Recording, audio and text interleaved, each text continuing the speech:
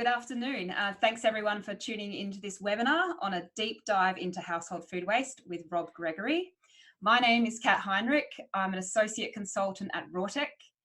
For those of you who don't know us, we are a waste management consultancy and we help a whole range of clients, councils, state governments, federal governments, and businesses in waste reduction, recycling, and the circular economy. This is the very first of our series of webinars that we're running. And during these webinars, we're sharing best practice and innovation in the Australian waste and resource management industry.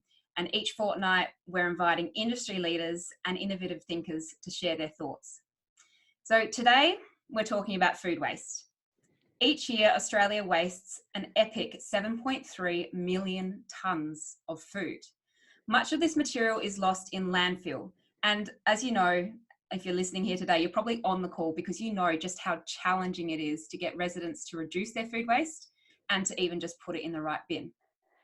Shortly, we'll hear from Rob Gregory, who is leading East Waste through an innovative approach to tackle this issue.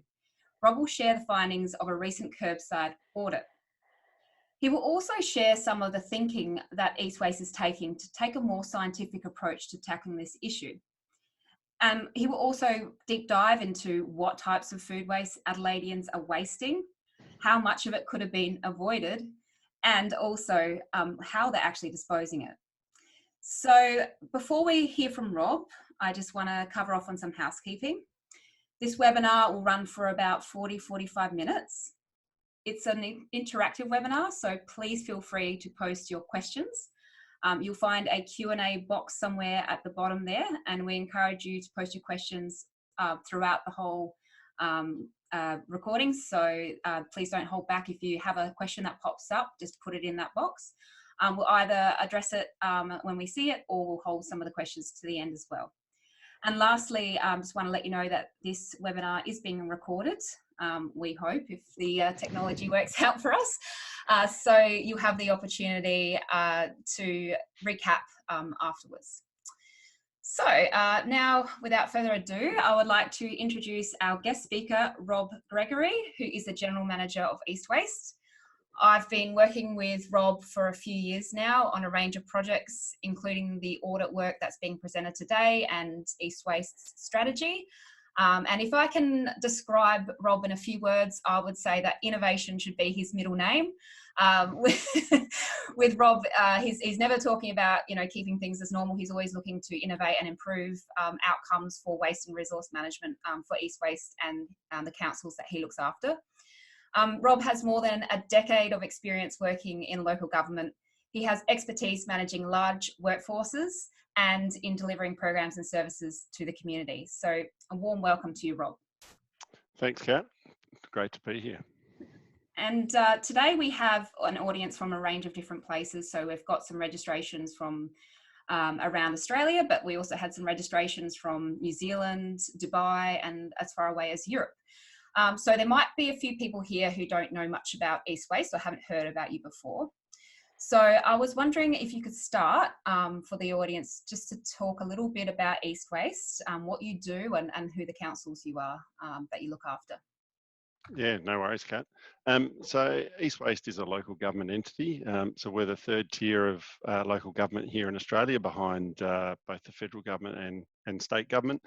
In essence, we are a waste logistics business servicing 7 councils, which have a very diverse demographic and range in size quite significantly. So a lot of our metropolitan councils here in Adelaide are small compared to those in the eastern states. So our smallest council, which is actually the smallest in South Australia, town of Walkerville, has just under 8,000 residents. Our largest being the city of Mitcham, with just under 70,000 residents. So quite a significant variation there.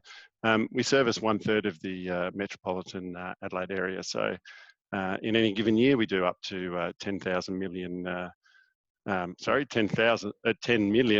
better get my figures right, 10 million bin lifts per year.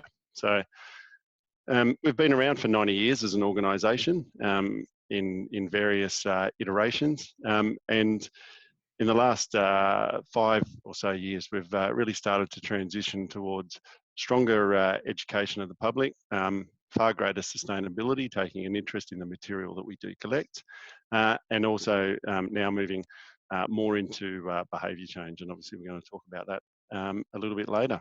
Thanks, Rob. And I've just popped up on the screen there a map of East Waste, the councils that you look after. So I understand they're the ones in blue. That whole map there is a little diagram of metropolitan Adelaide. So as you can see, even geographically, it's a very large area to cover and provide curbside collections. And it also represents a lot of the population, which you touched on. Absolutely. And in terms of our, I thought this was a really interesting snapshot for people. Those in the waste industry were always interested in tonnes and volumes. So this really just gives a nice quick snapshot of the materials that we collected last financial year across our 3 streams, and give you a guide as to the a bit of the size and so forth of the council. So this is taken straight from our annual report.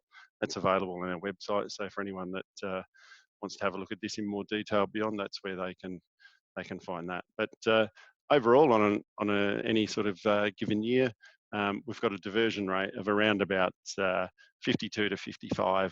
That varies a little bit between the councils, but as a cross section of the organisation, that's where we sit. So a huge opportunity just in that figure to significantly improve that. Yeah, and so here you've got the 3 bins. So for those who are not familiar with the 3 bin system, you've got the yellow one for recyclables, the green one for organics, and the red one for waste. So tell us a little bit more about the organics bin. How do people manage their food waste?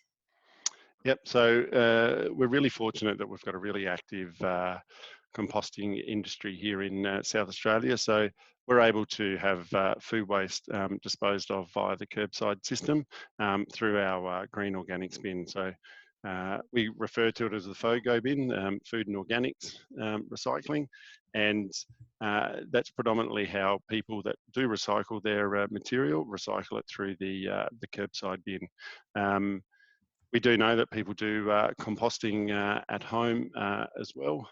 So we've been very fortunate that we've had that kerbside system available to us for a number of years now. But the uptake of that overall has been quite poor, and that's something that, again, we'll explore later on in this chat.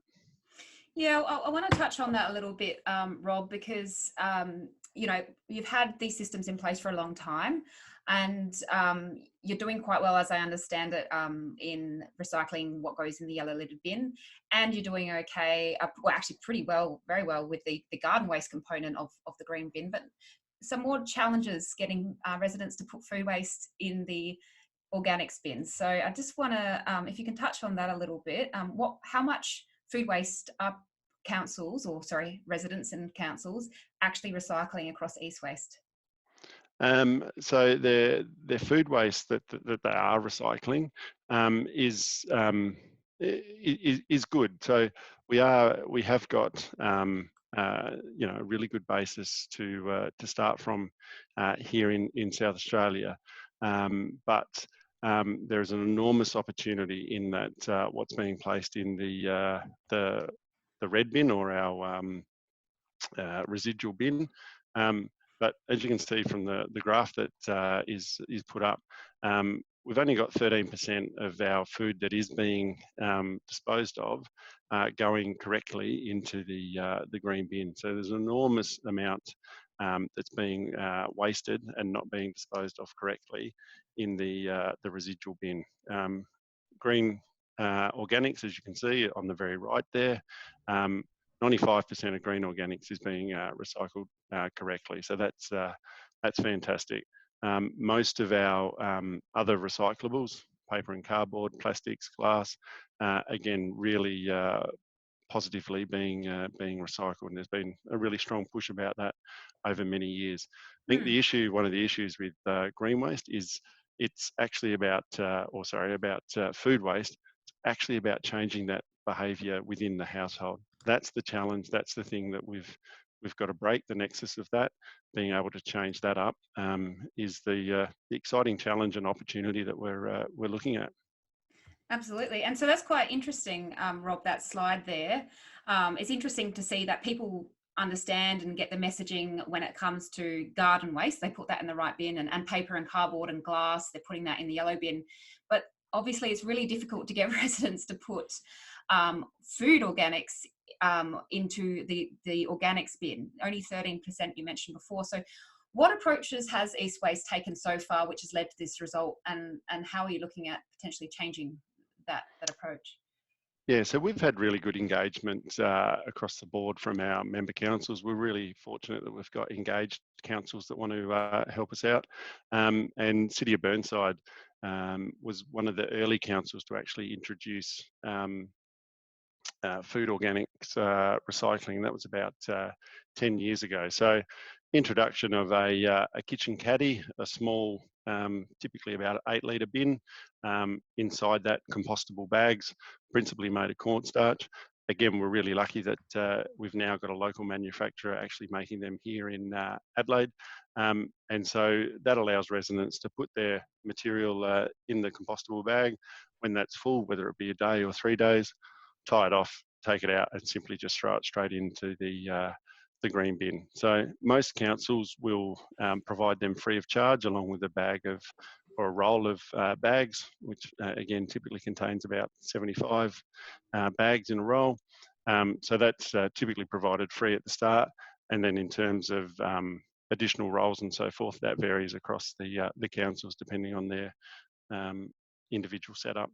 Yeah, okay. And so that, and in terms of the communications messaging, like telling people that food scraps belongs into the organics bin, can you provide what kind of channels are you currently using? What kind of messaging are you currently using to tell households to put food waste in the organics bin? Yeah, so we've had a really strong education program that we initiated probably about 4 years ago now. So it started off as the Which Bin program, and we've used a whole range of mediums. So initially, or always had a strong presence on social media, but we're really beefing that up now through both Facebook, Instagram, and our various online channels. But we've also done public place recycling. So a lot of banners, bus shelters, corflute signs at the side of ovals and so forth. Really just trying to get out there to push the message. So we provided the state government with our Which Bin branding 18 months ago. So they've grabbed that, taken that so they can roll it out on a state basis. And we've now got another program running, which is Why Waste It? So you'll hopefully see some messaging around that. And we're really lucky our member councils support us well in that space with our advertising. And obviously that messaging is really effective with the green waste and the paper cardboard and the glass, but this food waste is quite a challenging one. Now, earlier when we've talked about this, you mentioned that you guys are taking a bit more of a scientific approach to delivering some of those messages. Can you just briefly touch on what that might involve, but just at a very high level before we launch into the results of your food waste audit? Yeah, absolutely. Well, I think the audit is one of those things. So I've got a bit of a personal frustration that we can easily roll out programs and tick boxes and think we're doing a great thing, but what's the value of that in the long term? And whilst I think we absolutely need public education messaging as a reminder and everything to click people in, does it really translate to long-term sustained behaviour change? That's for me, that's the $1 million question, or $2.7 million question for us if we look at it exactly. So what we want to do is get some really strong rigour around what we're doing, get an evidence-based approach to look at what we're doing. And the first part of that was this deep dive into the waste bins and understand people's behaviours and exactly what they're throwing out. A lot of audits will look at those high-level compositions, but not the deep stuff that we'll share a little bit in a moment.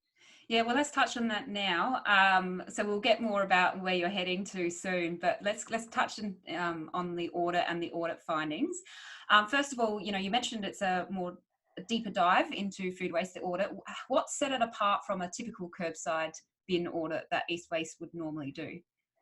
Yeah, so we went out across our 7 councils. We took 100 bins from each stream across all 7 councils. So in the end, we had over 2,100 bins that were audited and 29 tonnes of waste. So if you consider 29 tonnes in a big pile, in essence, that's what we did over the space of a couple of weeks to sort through all of that.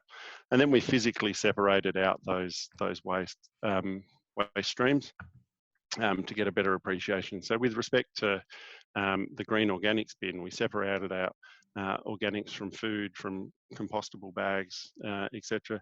And then we did a deep dive into exactly what type of food materials have been taken out or disposed of, I should say. And there were 10 different categories that we looked at. We weighed and measured them. We did an analysis of the type of food and the viability of that food. We looked at packaged food that was thrown out, and that was probably a big surprise for me, was the amount of perfectly good food in packaging that was discarded. So let's just move to a slide here. So the first insight we're looking at is how are residents disposing their food waste? So what did you learn from the audit there? Yeah, well, I think you've summarised it really well there on the right-hand side, Kat. In the general waste bin, most of the food that was disposed of loose. So 76% of the food disposed of into the waste bin was loose. And what that tells us is that it's not too much of a behaviour change to get that material, that food, from that red bin, the residual bin, into the organics bin. And that's what we really want to look at doing there, is getting that transferred over in the green bin. And it's a great sign for the food organics composting process that has been implemented. Most people use the compostable bags. They're a really simple, easy process. So 72% of that food waste is disposed of via compostable bags. So they're, increasing the use of the compostable bags would suggest that it encourages residents to separate correctly. And looking at the different differences across some of our member councils, we would certainly we certainly see that happening. So City of Prospect, one of our smaller councils, they physically hand deliver a roll of compostable bags to their residents every year. So they've got that infrastructure sitting there waiting for them. And they had a significantly higher rate of food diversion and compostable bag usage than any of the other councils. So it certainly shows that compostable bags work. But I think when you drill down and have a look at it, in essence, what we found was that there's only 0.22 of a kilo per household per week being disposed of from food across. So, there's a huge opportunity when you consider your own households, how much food waste you generate from a roast meal or cooking a pumpkin soup or something. It's far more than 0.22 in a week, and that's just one meal. So enormous opportunity. That 0.22 is the amount of food waste disposed in compostable bags, but compared to the total amount of food waste, I think it was about 2 kilograms per household per week for the East Waste councils. So yeah, as you said, it's only a very small amount. And I had a question here from Joe, who said, is it 13% the percentage in the FOGO bins? Sorry, I just made the wrong one live. So the 13% that you touched on before, Rob, correct me if I'm wrong, but the 13% is the percentage of food waste that is put in the correct bin. So if you take all of the food waste that is generated across the councils, 13% of it is put in the right bin, and the remaining 87% is ending up in the landfill bins. Yeah, that's absolutely correct. So that material separation efficiency is about the percentage of food that is disposed of correctly across all our 3 bins. Obviously, what we can't know or include in that is how much material is composted at a home system, for instance. But again, we know that that's a small amount. But yeah, the 13% is just what is disposed of correctly. And I want to get to what I think is one of the most interesting results from this deep dive into audit is what kind of food waste are Adelaideans throwing away? So take us through this slide, Rob. Yeah, so there's a little bit in this slide, but again, you've done beautifully, Kat, and highlighted the two key elements, and that is that vegetables and fruit are the key things that are being thrown away, and typically they are the elements that have the best opportunity to be used. So largely this comes back to people's buying habits and not correctly utilising their food through standard cooking. And don't get me wrong, I get that. We're part of a busy family, and whilst I wasn't part of this survey, we'd contribute nicely to those figures as well with our behaviours at times, because people get busy. But it is about a high percentage of the food waste is fruit and vegetables. Yeah, so that's quite a big, like half is fruit and veggies. So that, I don't know, Yeah. does that mean that Adelaideans are healthy, or does it mean that they don't like eating their Brussels sprouts? I don't know which of the two it is, but there's a lot of fruit and veg being chucked out there. And the big food waste, Rob, that's quite a big category too there, 15%. Tell us a little bit more about that. Yeah, so mixed food is things predominantly, we categorised it as things such as leftovers or a casserole, a curry, whatever it may be. So again, I think this goes largely to people's eating behaviours. Some people don't like leftovers, but is there that ability to freeze leftovers for the rush meal, take it to work the next day for your lunch and save money on your lunch or so forth. So a huge opportunity there in that mixed food waste, predominantly leftovers, to utilise that. The meat and poultry and fish is a little variable, because some of that is the bones and carcasses of meat and so forth. But again, a lot of that we saw as perfectly good produce as well. For me, bread is the big easy ticket item, 10% of that. So no one actually buys mouldy bread, but again, it's about either buying too much or not using it. And it's one of the easiest things to freeze, unfreeze for toast and so forth. So, and I know the WRAP program in the UK has a big focus on bread, simply because it's such an easy win.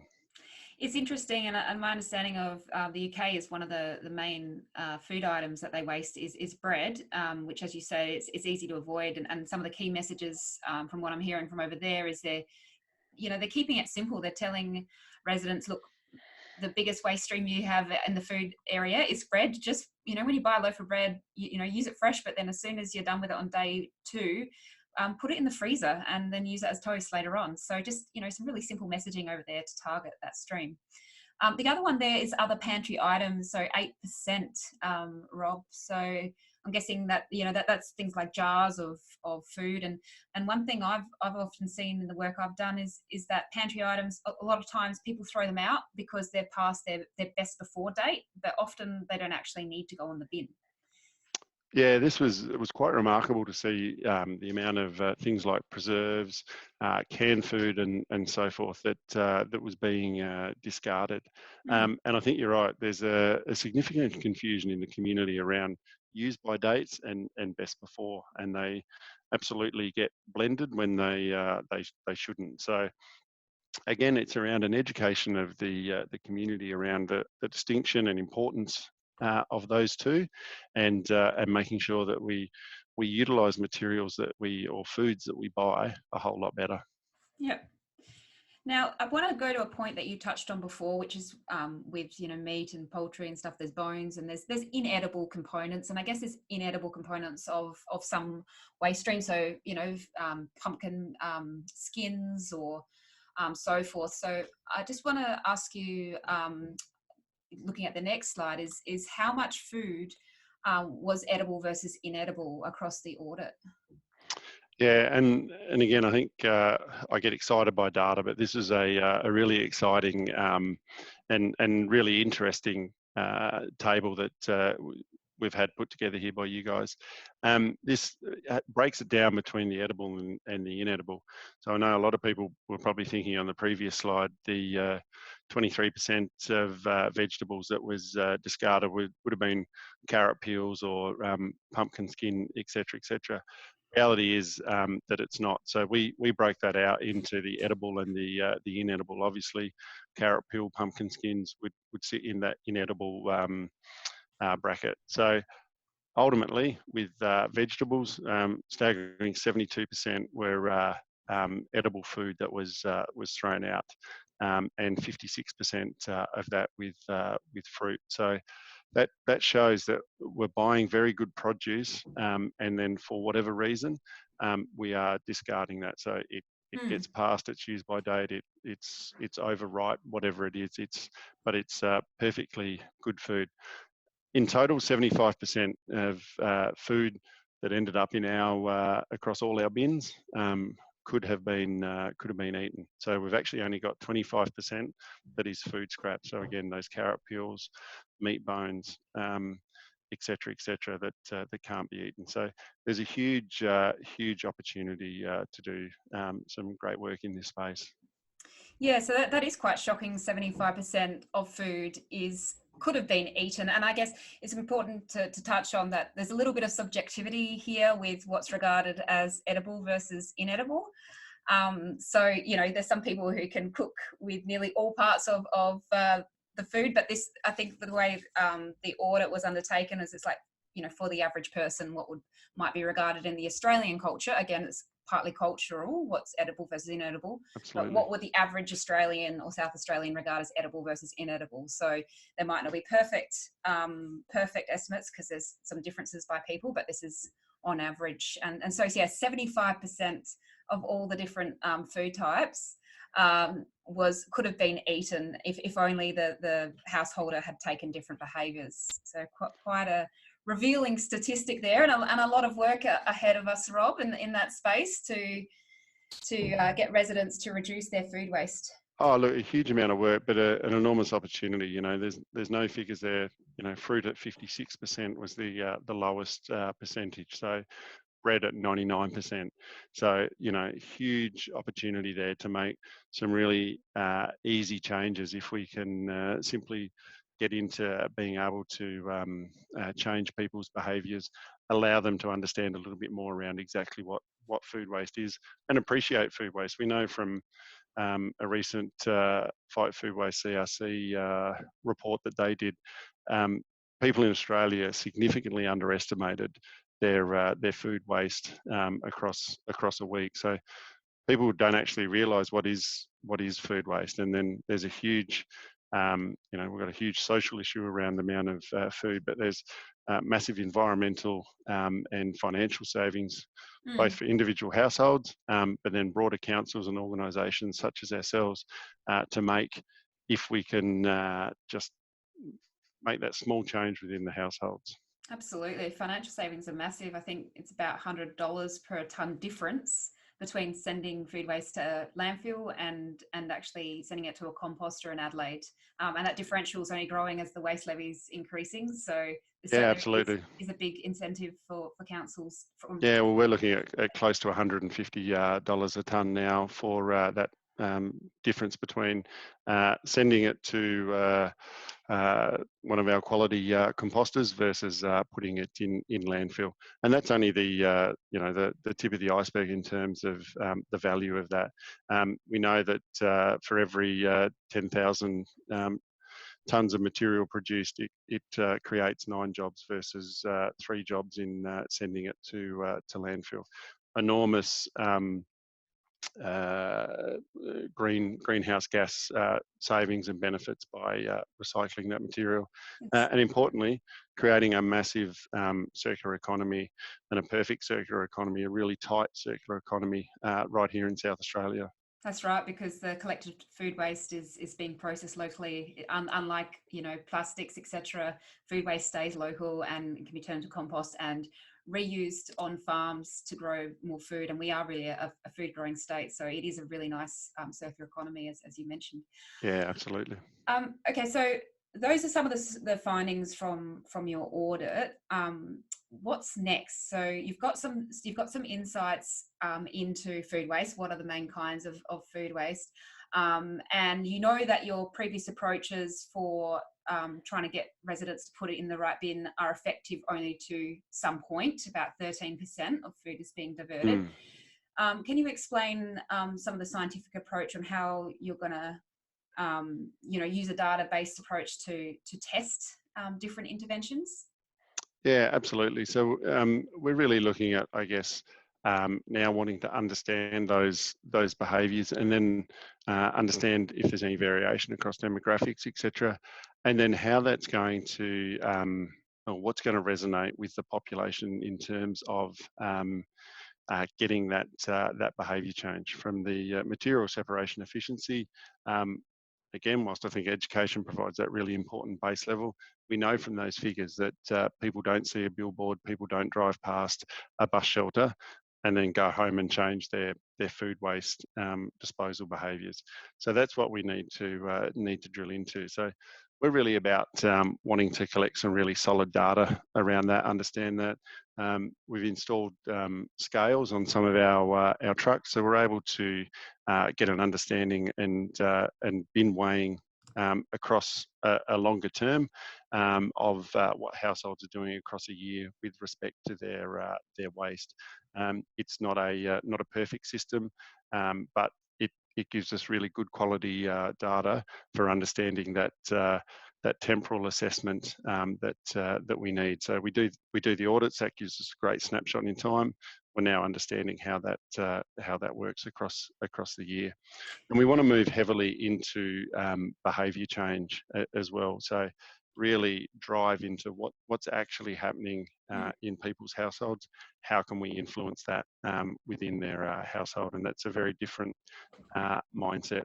Indeed, and it's consistent, that approach you're talking about, Rob, to some of the best practice examples I've seen from overseas. So, for example, in Copenhagen, they were trying to work out this exact problem. They have exactly the same challenge over there, where they'll, you know, give information, sort your food waste, doesn't result in the outcomes you want. So they set up a pilot where they tested 4 different interventions.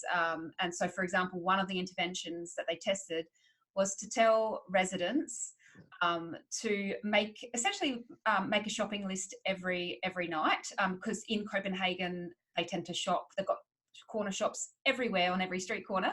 So when you finish work, you run by the corner shop and then go home. And typically you're hungry and you haven't already checked what you got in the fridge, so you end up buying too much food. That's their big challenge there, and that's the information they got from the study that they did.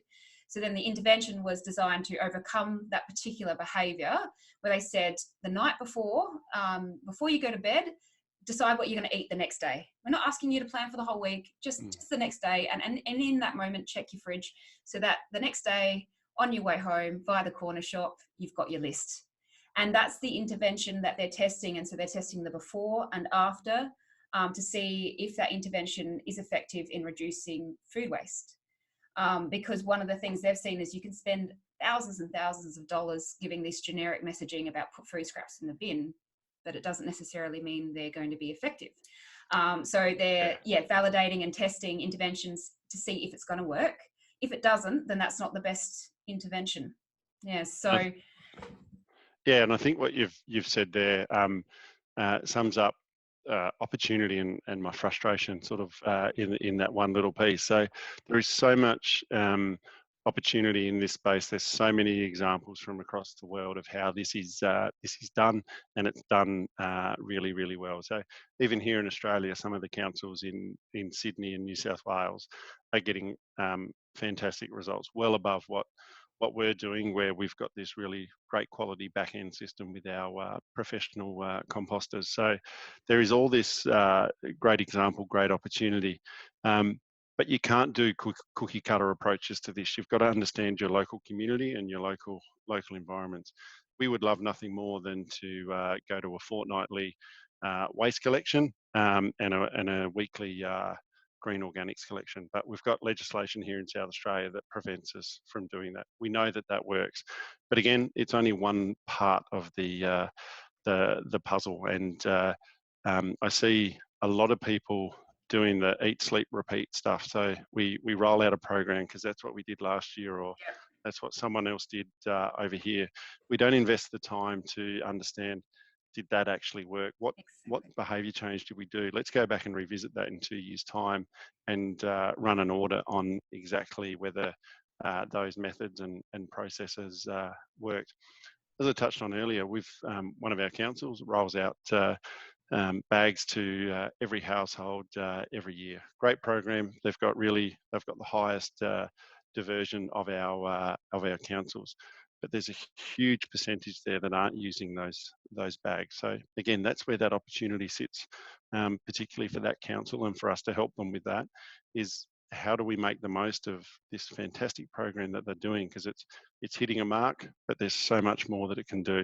And obviously, infrastructure alone, providing the bags, providing the assistance alone, isn't enough to get the bulk of the population across the line. Absolutely, I couldn't agree more. And that point you make about understanding your own demographic first is a really important point you make, Rob. I'm just going to refer back to that Copenhagen example one more time. One insight they said is, this whole make a list the night before, because that's what's going to influence people in Copenhagen, would not work for rural Denmark. And because they don't have corner shops there, they go shopping typically once or twice a week. So they have to take a different approach for that different setting. So that's something they acknowledge, and that's why your work is so important. That first piece, that curbside audit, to get those insights, and that other work that you're looking to do to marry it up with demographics and get a better insight. I just was wondering, what kind of questions and hypotheses are you looking to test with these interventions that you talk about? What are the types of questions that you're looking to find the answers to? Yeah, well, I think part of the issue is refining those questions and actually getting a study that's going to provide us value, because we've got hundreds of questions that we want answered, but what are the key fundamentals that we need to get answered to understand that better? So this is something that we've obviously thrown around for a while, and we've actually made an approach and are in advanced stages of a project with the Fight Food Waste CRC, which again we're really fortunate is based here in Adelaide, and in fact is based in the city of Mitcham, which is one of our member councils. So, so you're in the advanced planning stages, is that right? So that the study hasn't started yet? No, it certainly hasn't been approved, and there's a significant approvals process to go through with that. But we are certainly in advanced stages about talking about a project, because one of the other things that we recognise as an organisation is that we can't do this alone. Fundamentally, we're a waste collection business, and we've got a really strong interest from our member councils and great support from our board to pursue better technologies, better sustainability, reducing the volume of waste, creating savings for their constituents. So we're really fortunate that we can do that, but we can't do it alone. So Fight Food Waste CRC, enormous resources.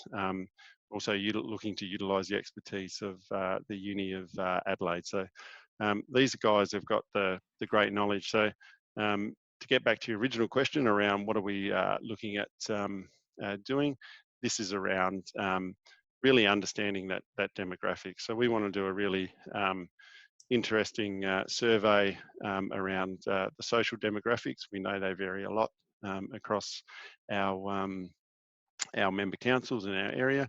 How does that translate to their waste, or is there any correlation to how they manage their waste? If we can understand that, that will potentially change how we roll out our education program.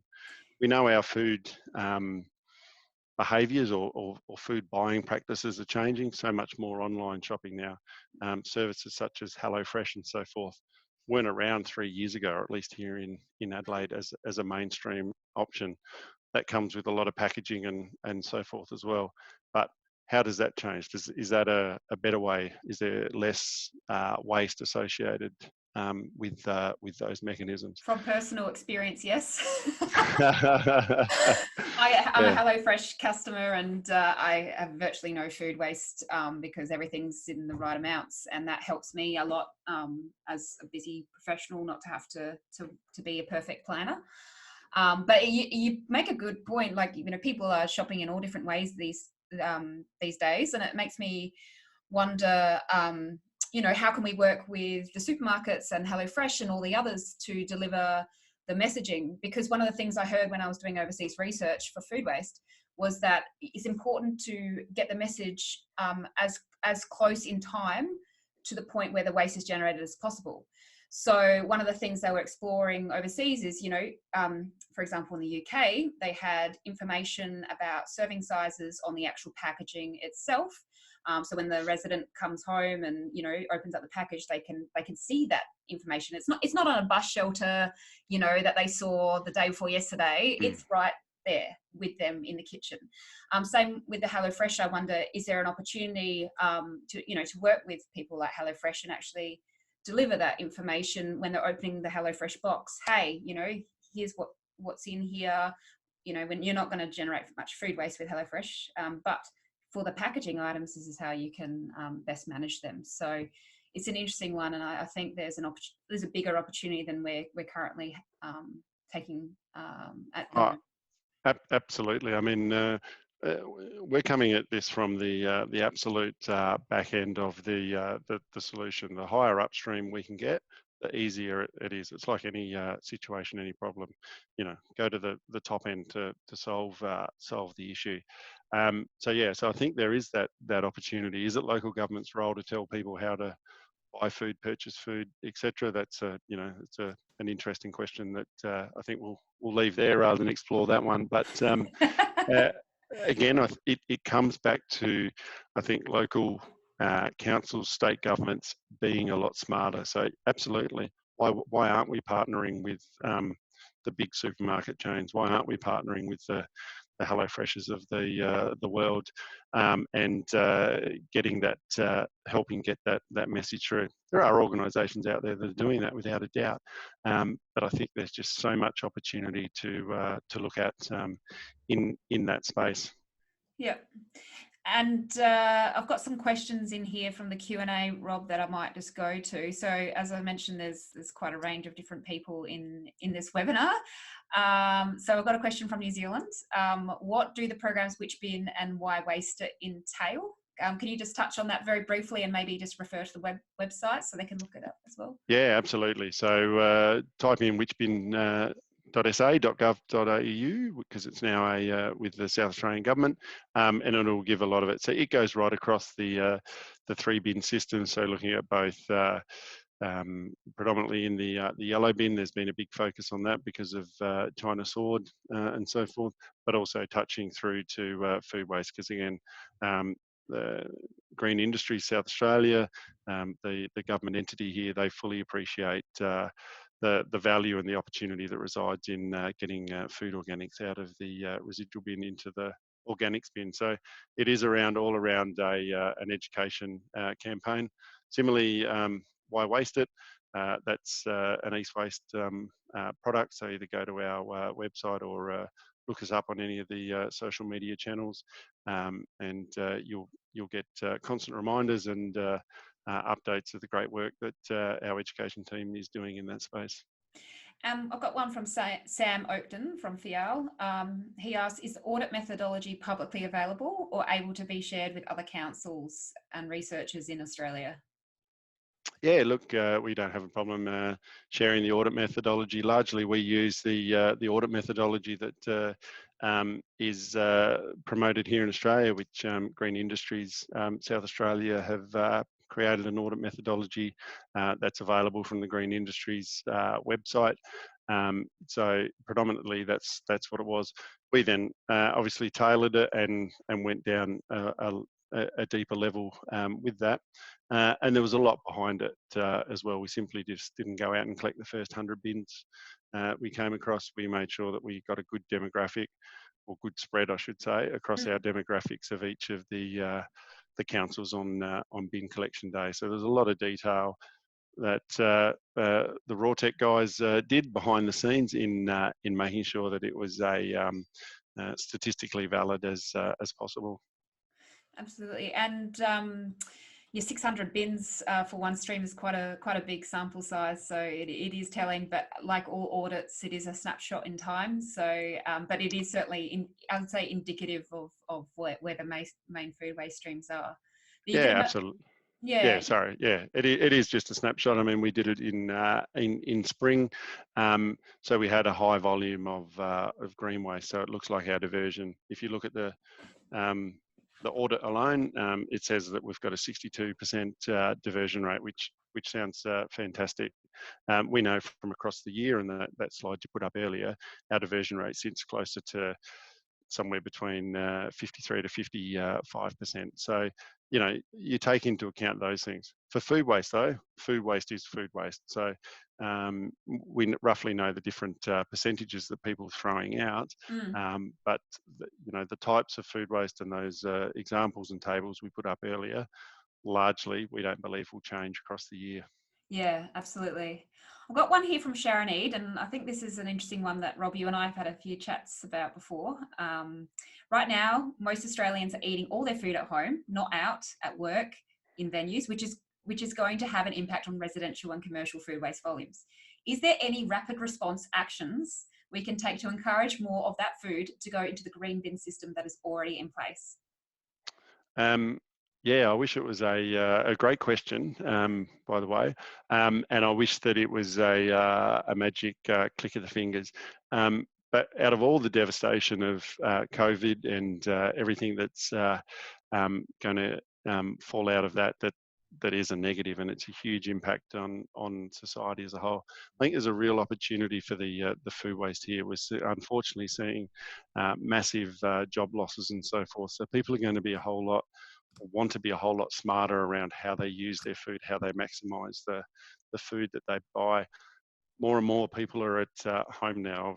I've been working at home for the last 2 weeks, as has my wife, and 2 kids have been studying at home as well. So pleased to report there's still 4 of us, but I think it is the opportunity to actually implement behaviour change programs, because they are hard. But if people have got that extra bit of time at home, we're not travelling to and from work, so we've got that saving in travel time. But people have potentially got that opportunity to invest in making a behaviour change throughout this period of time.